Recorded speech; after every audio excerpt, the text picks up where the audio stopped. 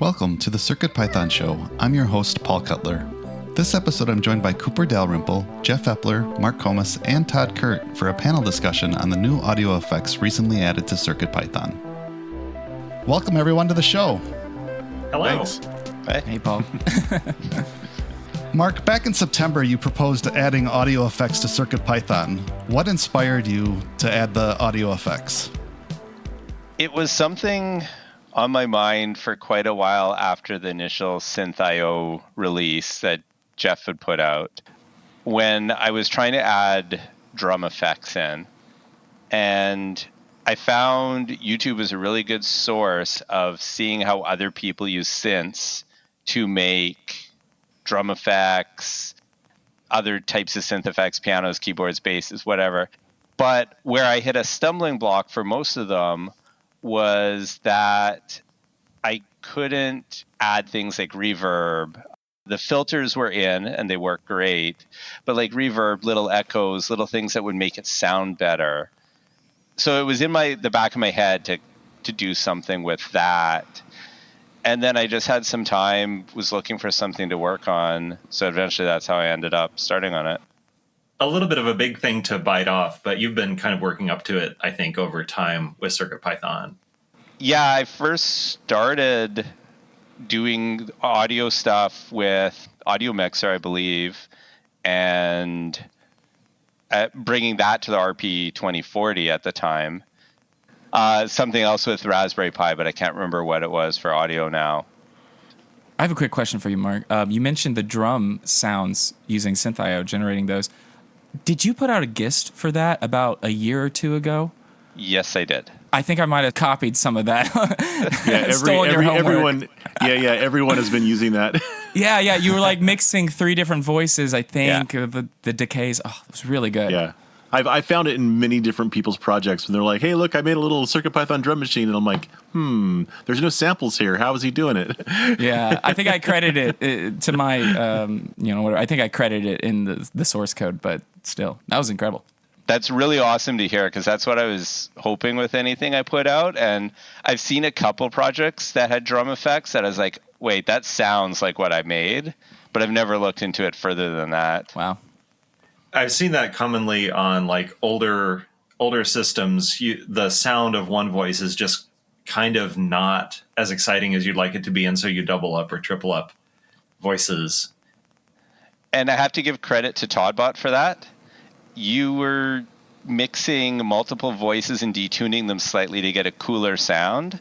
And then when I started doing the drum effects, I was like, hey, wait, that can work for this as well. I can mix 2 or 3 or 4 voices to get something that sounds more noise-like and not a sine wave from synth-like. Yeah, totally. Oh, when you made that, did you look at, I don't know, like a TR-808 or something, some other analog drum machine to see how they did it to build that sound, or were you just kind of playing it off?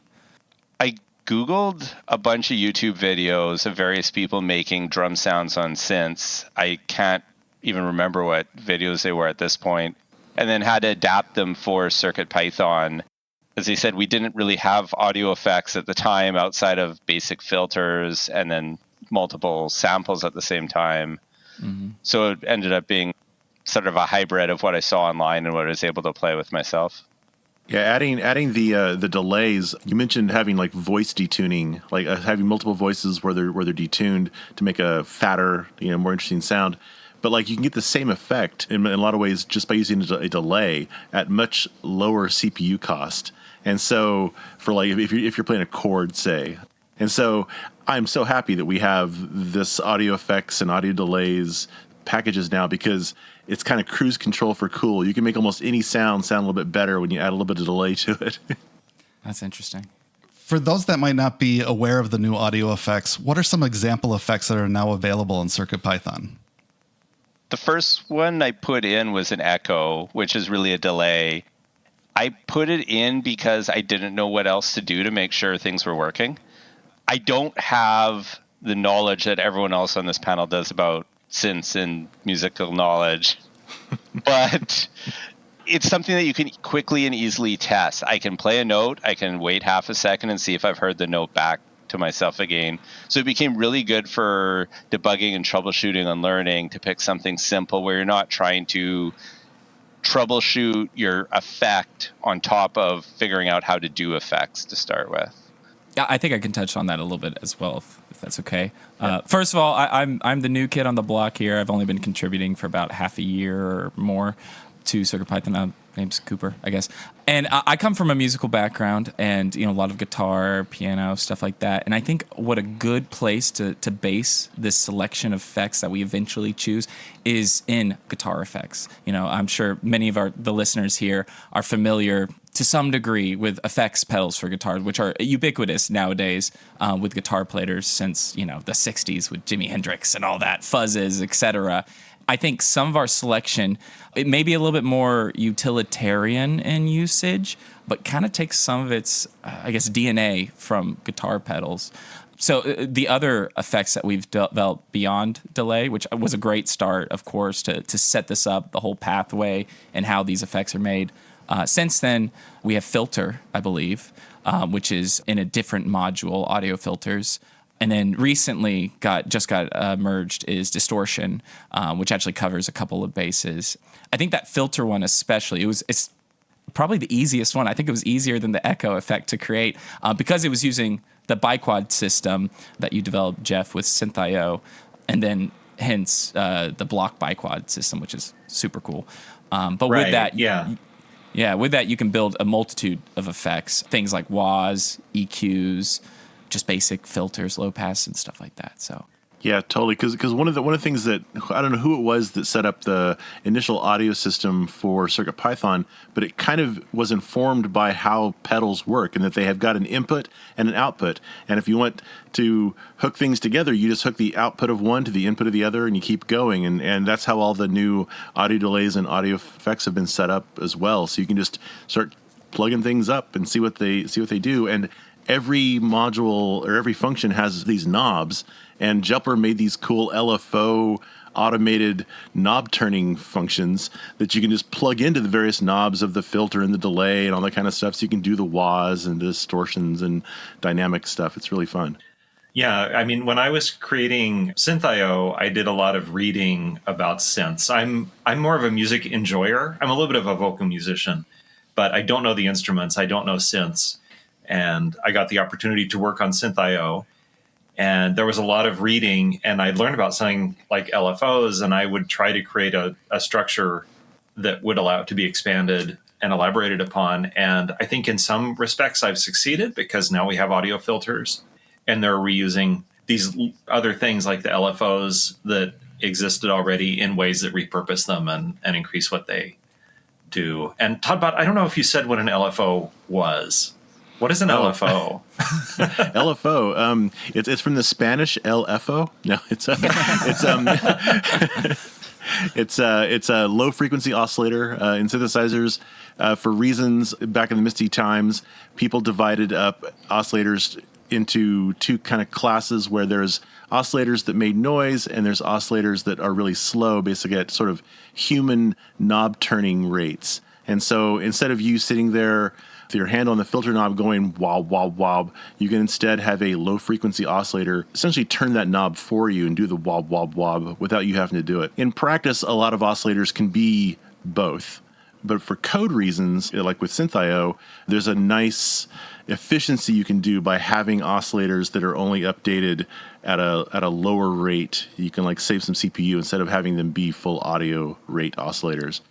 So we have in Synthio, Jeff made real audio oscillators that can be arbitrary waves, and then we've got the low frequency oscillators that update I think up to around 50 or 60 hertz. I've never really tested what the upper range is on how fast they can go.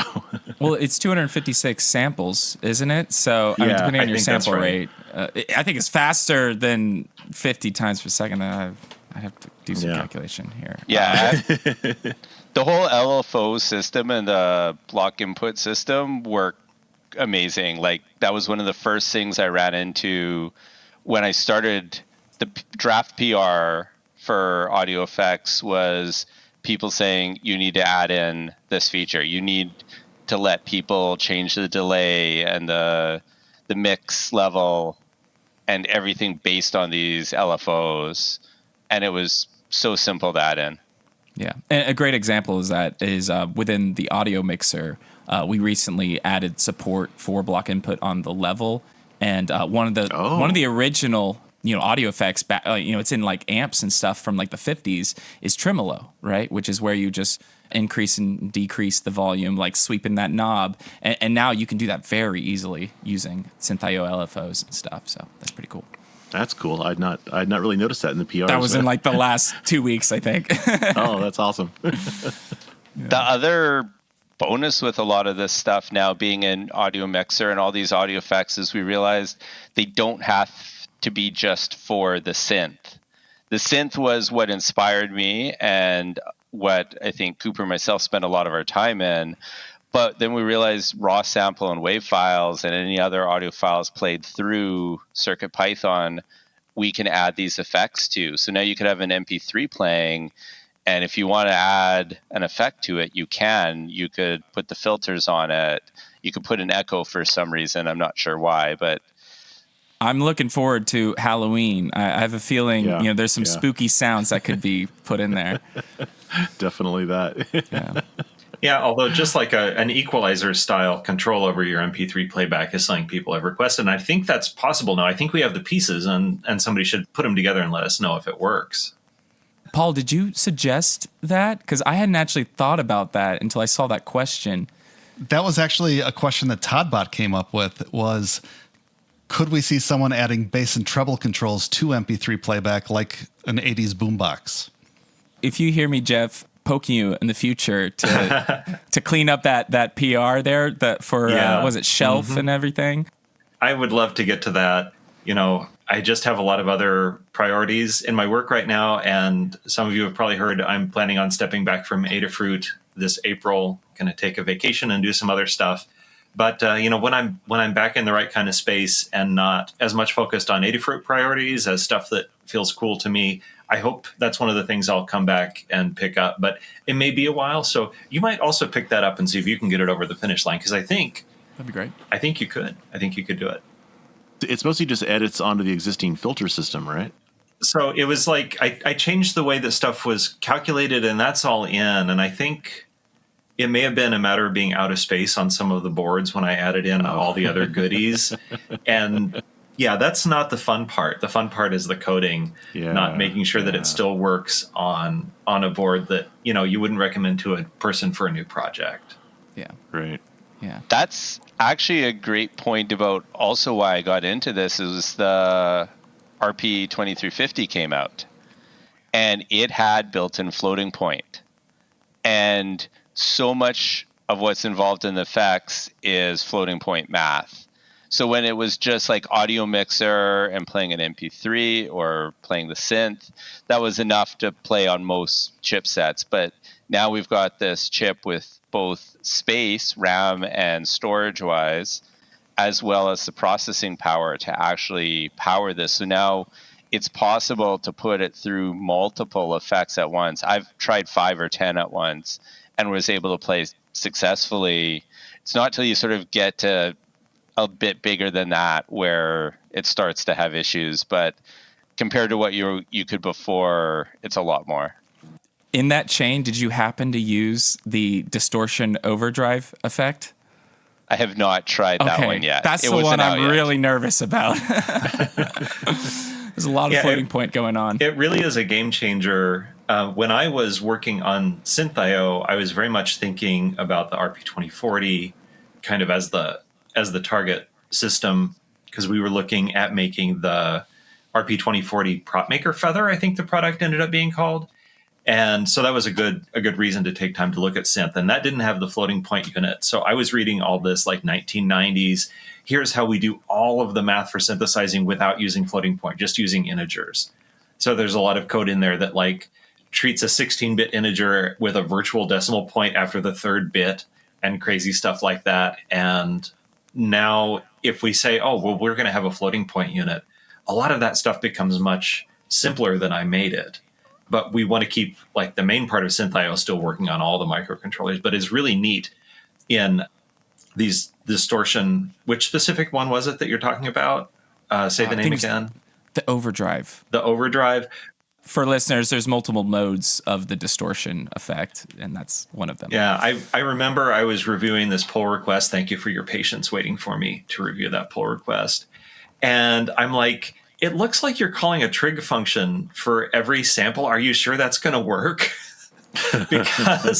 because I was just in this mode of thinking with 1990s constraints or with 2 years ago microcontroller constraints, and we can do a lot more now. And I'm glad that y'all kind of breached that frontier and said, I'm going to see what happens if I call exponent or whatever that function was, trig, I don't know. Yeah. Every sample.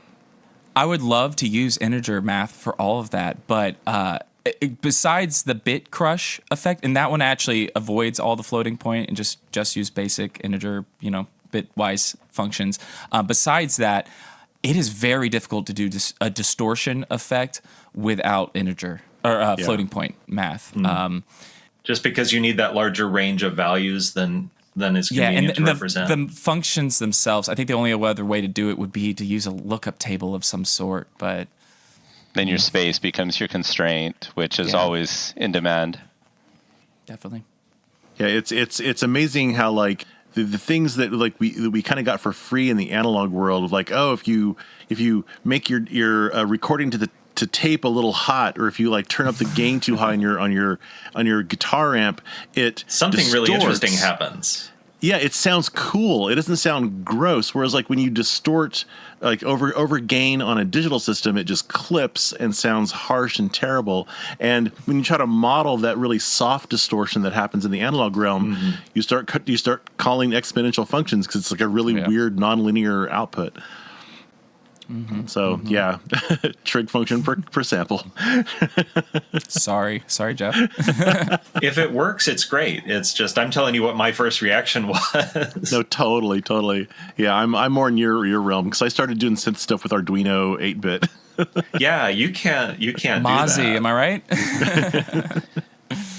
The other thing I noticed right away too is we went from 22 kilohertz on most of our samples to 48 kilohertz stereo.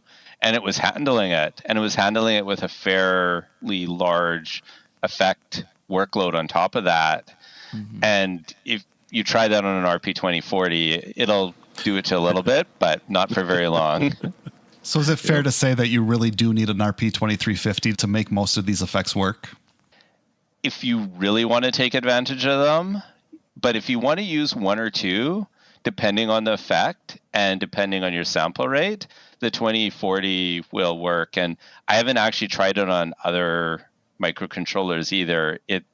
Right now it's port limited to the Raspberry Pi family, but in theory, if I know there is somebody's working on getting audio for the Espressif family, and I don't see why it wouldn't work on there either. Yeah, that was an interesting development. Somebody popped up on GitHub with a pull request and said, I added analog audio to ESP32 and I think ESP32S2. And this is something that Lamora had me look at like 2 years ago. And I looked around and I said, I don't think I'm up to this. I don't see how it would work. And now that the code's written, it looks really straightforward. So it's just, one of those things where somebody else takes a look at it and they had some piece of knowledge that I didn't have or some piece of experience, and now everybody's going to be able to use this functionality in CircuitPython and do audio on more boards. So I'm really excited about that little bit of functionality. The ESP32 also is a very, very nice chipset for having native floating point, all that kind of stuff. I think it's plenty fast. I wanted to say that it had floating point, but I wasn't sure. So thanks for that confidence, Todd. I think right now, if anyone listening wants to play with these things, definitely RP2350 is kind of the most tested system out there. Like I've added the some of the delays stuff to a custom build of RP2040 because it's turned off for RP2040 just because it doesn't always work, and it does work. But man, I really wish there was some sort of modular system for these core modules so that we wouldn't have to go through that dance of like, oh, I added this new function in the core and now the CircuitPython build won't fit on a Trinky or the QtPy M0 or something. And I know that's impossible, but it's something that I've been dreaming for years for CircuitPython. So we were talking about guitar effects earlier. Do you see the ability for someone to actually build a guitar pedal using these audio effects? Are you ready for this? Here we go. Here is a guitar pedal. This audio listeners, this is not going to make any sense. I'll describe it in a second. So it's beautiful. And sorry to take over here. No. This is something which I didn't think I was going to do at first. When I was first working on these effects, I was really thinking about synthesizers, and I have used it, the delay especially, on some of my synthesizers. But then as soon as I started playing around with it, I was like, wait a second, this would work really well in a guitar pedal, and controls, and like you're not doing too much else in a guitar pedal except for just processing those effects and, pulling knobs and stuff. And so I started doing the research, figuring out how to build them. Of course, what I ended up building is definitely a prototype, and I need some revisions. But what I did is I took it's actually an RP2040 right now. It's an RP2040 Zero, I believe, manufactured by Waveshare, just because the form factor worked nice for this. Because they lost my RP2350 Zeros in shipment, which I'm really upset about. But I know. But it's that combined with an audio codec, which, once again, for our listeners, an audio codec is essentially an input-output analog system that your microcontroller can talk to and manage those analog pathways without having to use independent chips for input, output, which is a lot more digital in a ways. So what I really liked about this chip that I chose, which is the WM8960, which I wrote a library for CircuitPython a couple months ago, is that you can actually mix the analog input with that output. So for a lot of effects... Also, it can pass through what's coming in and... Yeah. And it sounds pretty clean. I actually designed this with a true bypass, which, if you're not familiar with, is pretty much it just takes your guitar totally out of the pedal and just passes straight through to the amp. I designed that with it thinking that there'd be noise, digital interference and stuff, but it actually sounds pretty clean. So I think in a future revision, I'll change that around to just rely on that codec. But yeah, in that regard, you can take that audio into the codec, have those samples come in over I2S as an input, and then process whatever you need for it, and then output it back again on the same bus over I2S into the codec, and then mix that process, like say if you're doing a filter or something, mix that with the original signal as you need, as the user decides, and then it sounds really good. I was actually very surprised. I do have a confession to make, because right now CircuitPython does not support bidirectional I2S input and output. Mm-hmm. I've worked Have to you add done that support. sins to get this to work? Did you sin? You did something bad? Say that again. Have you committed sins to make this have work? I have a sin. Okay, so I have a draft PR that adds bidirectional I2S, but it's very shaky, and I'm kind of...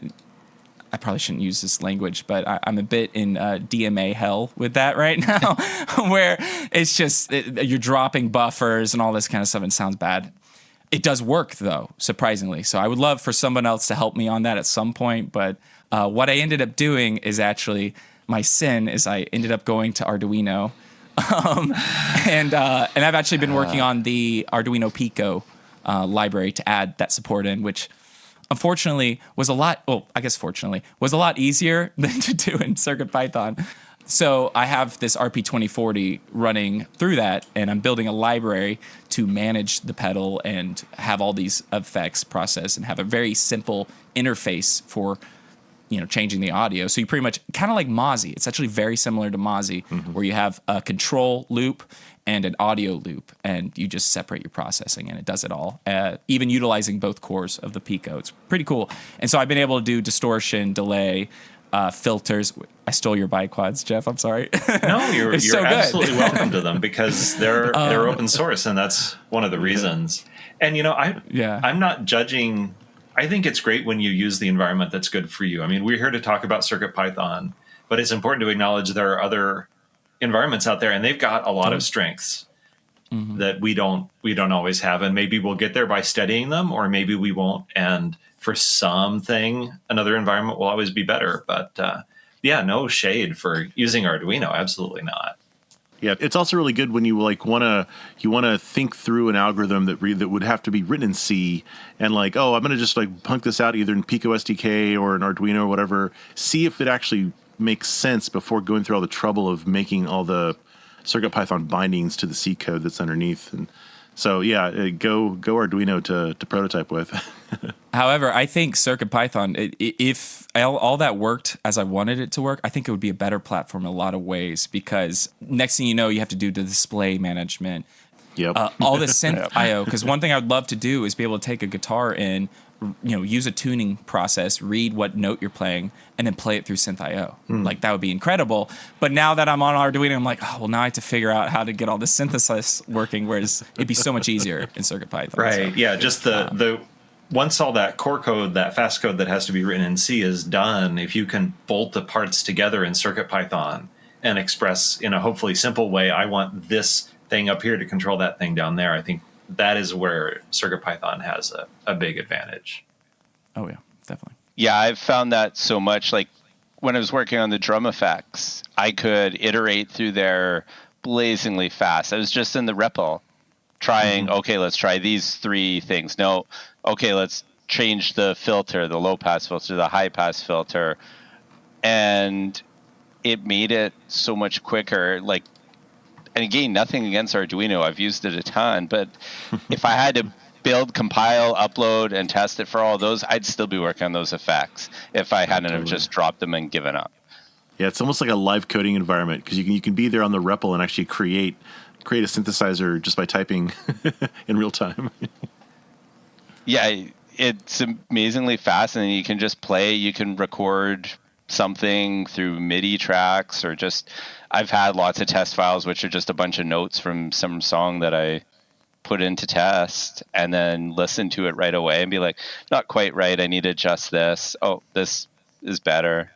It becomes a really quick iterative process to come up with what you want. So Cooper's been working on a prototype for a guitar pedal. Do any of you have any other projects in the back of your head that you want to try with these effects now that they're available in CircuitPython? Yeah, I mean, I've got a little, what I've been calling the Pico Touch synth that I've been sitting on for about a year, and I think I'm going to make a custom build of CircuitPython that includes some of the delay functions just to get fatter sound. The ever infinite quest for a fatter synth sound. But that'll be in my Tindy store. It was in my Tindy store for a while, but I had to turn off my Tindy store because of all the fires that have been happening around me. You mentioned custom build. Is that because it's on RP2040? Exactly that, yeah. Okay. Yeah, because the RP2350 doesn't do cap touch yet because of the problem with their pins. So, yeah, it has to be cap touch, has to be RP2040, and thus has to be a custom build. Yeah. Well, and that vein, one thing I was looking at before I got busy and unfortunately had to take some time away from working on it was a chorus effect.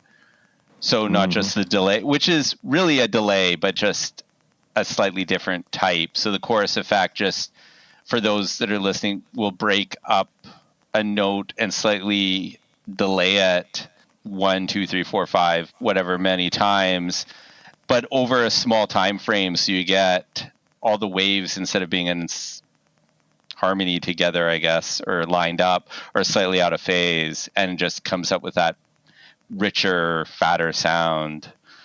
So that's on my plate. One of the things that I still want to work on, and I mentioned earlier, was one of the first things that I thought of with effects is a reverb sound. Yes. I think That's it'll coming, just I'm make sure. things sound better. And I've looked at the code. I vaguely know what I'm doing to put it in, but it's just a matter of getting the time and patience to put it in and get it working. That one, again, the 2350 really shines because of the additional memory and storage, because especially the memory on that one, if you need to record 100, 200 milliseconds of 48 kilohertz audio, that starts eating a lot of RAM really fast. Yeah. So are you getting into PSRAM territory there, or is that fitting in the 512K for the what you're thinking about?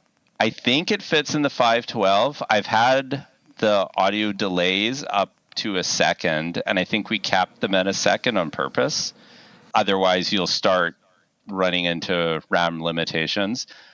I haven't tried it with PS RAM yet. I don't think I've got a 2350 with PS RAM, but I can solve that problem easily enough, quicker than I can write reverbs. But all right, so the reason why reverb will be important for a whole different class of people than us who want to make synthesizers and stuff is that once we have the ability to do a guitar pedal like audio in then audio out plus reverb plus CircuitPython can already do displays and play MP3s, we can now make a CircuitPython powered karaoke machine. Ooh. I expect a Dropped a learn bomb guide on for us that there. sometime this year. Yeah, I'm gonna try to sell John Park on this idea once all the pieces come together. that a great would idea. be an amazing project to see. You know, what I think is really important for us to work on soonish, or one of us, I know, Tod, you have your Synthio tricks repository, which I'm sure all of us have referred to at some point. I know I have. Thank you. Thank you. I think we are due for an audio effects tricks at some point. Because you mentioned the chorus, Mark. I've actually been able to do that to a degree, but probably needs some refinement. And if we had some centralized repository of stuff like that, examples people to use, I think that'd be great. That's one thing definitely. that I wish I've had time to work on is an intro guide for using audio effects, because at this point there isn't. There's sample code that a bunch of us have put out there, but there isn't actually a guide on doing it. And the second is an intro guide on how to make your own audio effects. Cooper, you've been amazing, and I can't say this, like, Yes. I was always hoping somebody would jump in and build on what I started. And you've done a whole bunch more work that I couldn't have bit off on my own. And then between everyone here, it's great. And the community is great to bounce ideas off of. So you're not just working in that little silo by yourself, wondering if anyone is paying attention to what you're doing. Like even hearing from Tod tonight that he's seen my drum effects all over the place. That feels amazing to hear. And that this whole project has brought in so many different people that I didn't expect to hear from to start with. I think CircuitPython, you know, it's able to cater to a lot of different groups of makers. But I think, especially once we really hash out this audio effects, get a live input working, all that kind of stuff, I think it just adds a whole nother, category of makers, a whole nother community to this project that can utilize these resources. And that's just really cool, Well, that's a great place to wrap it up. I want to thank each of you for your time. Cooper, Mark, Tod, and Jeff, I really appreciate you making time to come on the show. Thanks so much. Well, thanks for having me. Thanks for the invite. And Cooper, it was good to meet you face to face. I know. Hey, anytime you want to hit me up, I'm around. All right. Lovely to see y'all. Thank you for listening to the CircuitPython Show. A special thank you to Cooper, Jeff, Mark, and Tod for joining the show and sharing their experience in building the new audio effects in CircuitPython. For show notes and transcripts, visit www.circuitpythonshow.com. Until next time, stay positive.